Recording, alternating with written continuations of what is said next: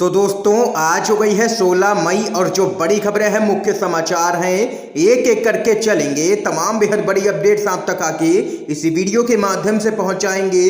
सभी मुख्य समाचार आप लोगों के लिए जानना बेहद ही जरूरी है। तो वही दोस्तों, खबरों की तरफ बढ़ने से पहले आप लोगों से एक छोटा सा निवेदन है कि अगर आप लोग भी खुल करके देश भर में लगातार नफरत फैला रही गोदी मीडिया का बहिष्कार करते हैं, विरोध करते हैं, तो अभी इस वीडियो को लाइक कीजिएगा, चैनल को फ्री में सब्सक्राइब करके बेल के आइकन को जरूर दबाइएगा दोस्तों, और कमेंट बॉक्स में कमेंट कीजिएगा जय हिंद जय भारत। दरअसल दोस्तों, पहली बड़ी खबर आप लोगों को बताते चलें।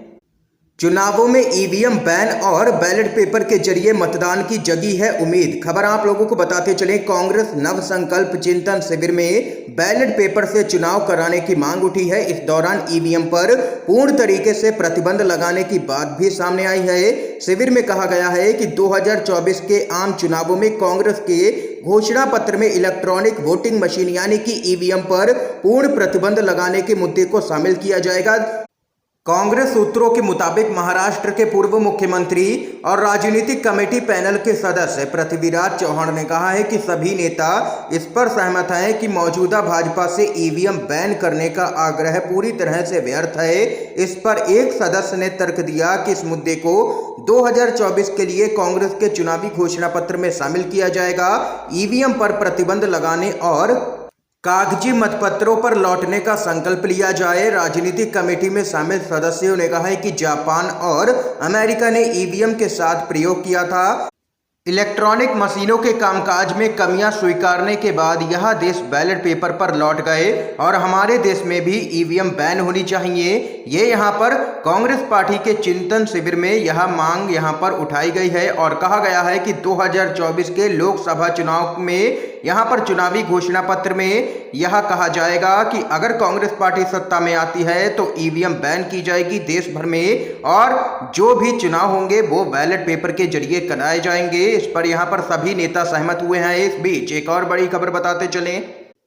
ज्ञानवापी मस्जिद में दूसरे दिन सर्वे का 80% काम पूरा। ओवैसी बोले, क्या पीएम मोदी 1991 एक्ट को मानेंगे या नहीं। खबर बताते चले, वाराणसी के ज्ञानवापी मस्जिद में कोर्ट के आदेश के बाद लगातार दूसरे दिन का सर्वे हुआ।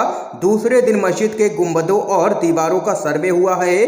और वहीं आप लोगों को बताते चलें, इस पूरे मामले को लेकर के यहाँ पर जबरदस्त तरीके से एआईएमआईएम के सांसद ओवैसी ने मोदी सरकार और भाजपा को घेरा है।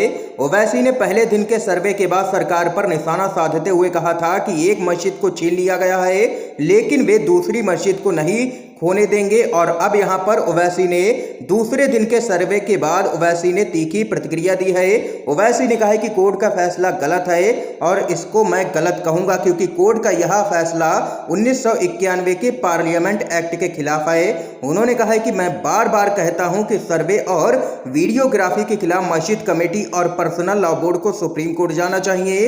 इसके साथ ही उन्होंने कहा है कि मैं पीएम मोदी से पूछना चाहता हूं कि क्या वे संसद के 1991 एक्ट को मानेंगे या फिर नहीं। ये यहां पर ओवैसी ने घेरा है मोदी सरकार को। एक और अपडेट की तरफ बढ़ते हैं। कांग्रेस चिंतन शिविर में राहुल गांधी का बड़ा ऐलान, आरएसएस और बीजेपी की विचारधारा से देश को खतरा है, मेरी लड़ाई लगातार जारी रहेगी। खबर बताते चले, राजस्थान के उदयपुर में आयोजित कांग्रेस के चिंतन शिविर के आखिरी दिन पार्टी के पूर्व अध्यक्ष राहुल गांधी ने शिविर को संबोधित किया। अपने संबोधन में बीजेपी और मोदी सरकार पर तीखा हमला करते हुए उन्होंने कहा है कि आज देश के युवाओं को रोजगार नहीं मिल सकता है, बेरोजगारी आज से ज्यादा कभी भी नहीं रही है। ये उनके आंकड़े हैं, हमारे आंकड़े नहीं हैं। ऐसा इसलिए क्योंकि जो रोजगार पैदा करती है उस रीढ़ की हड्डी को नरेंद्र मोदी जी ने, बीजेपी ने और उनकी विचारधारा ने तोड़ दिया है। नोटबंदी, जीएसटी लागू करके पूरा फायदा 2 से 3 उद्योगपतियों को देकर के सरकार ने देश के युवाओं का भविष्य पूरी तरीके से नष्ट कर दिया है। इसके साथ ही राहुल गांधी ने आगे कहा है कि आने वाले समय में आपको देखने को मिलेगा कि देश के युवाओं को रोजगार नहीं मिल पाएगा। एक तरफ बेरोजगारी और दूसरी तरफ महंगाई। इसके साथ ही उन्होंने कहा है कि आने वाले समय में जबरदस्त तरह से महंगाई बढ़ने जा रही है। इसके लिए जिम्मेदार कौन है? कांग्रेस पार्टी जिम्मेदार नहीं है, इसके लिए बीजेपी जिम्मेदार है और मोदी सरकार जिम्मेदार है।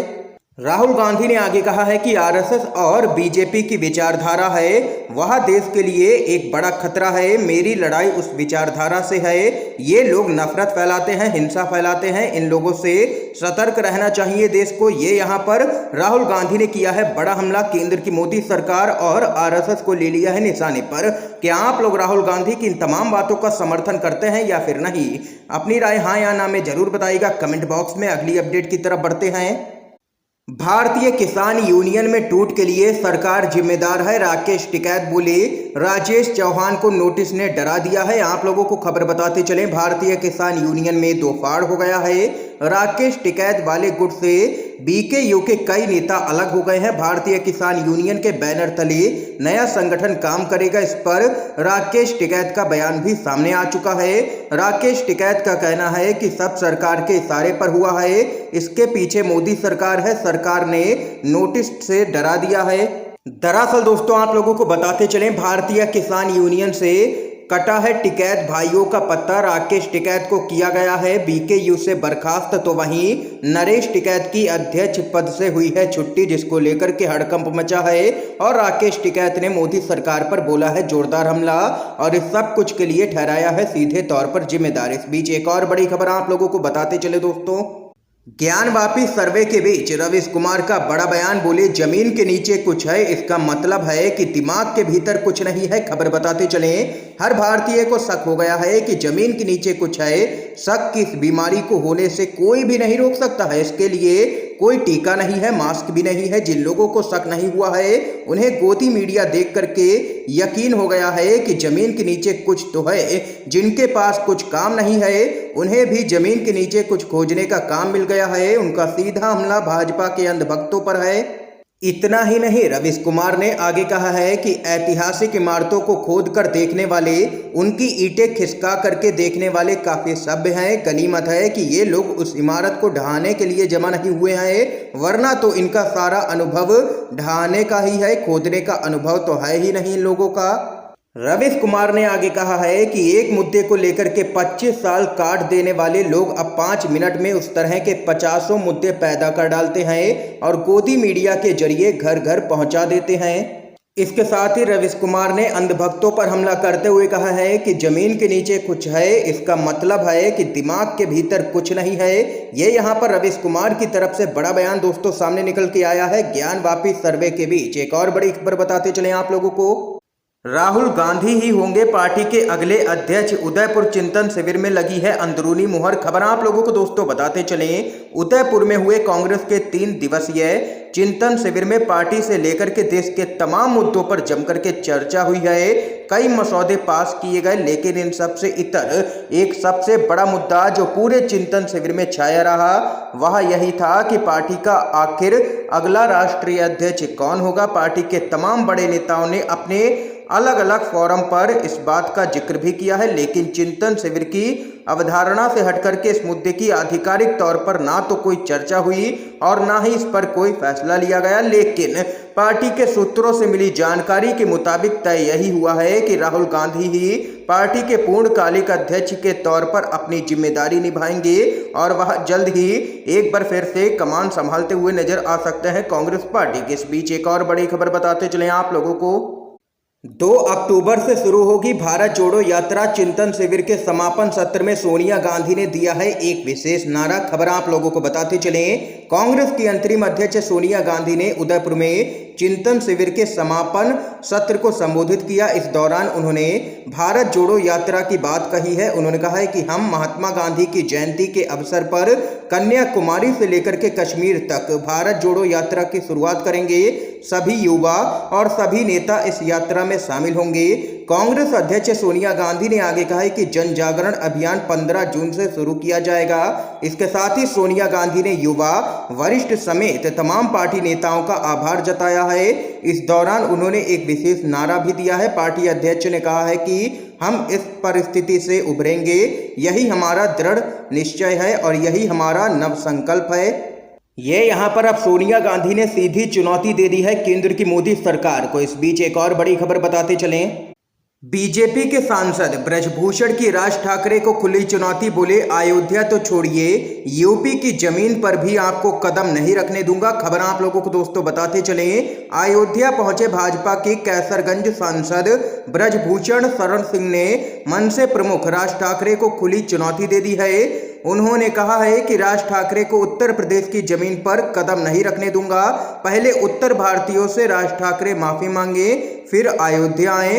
दरअसल राज ठाकरे 5 जून को अयोध्या के दौरे पर हैं। और वहीं आप लोगों को बताते चले, राज ठाकरे का भाजपा के सांसद से लेकर के कई संत समाज के लोग भी यहां पर जबरदस्त तरीके से विरोध कर रहे हैं और उनका कहना है कि किसी भी कीमत पर राज ठाकरे को अयोध्या नहीं आने दिया जाएगा।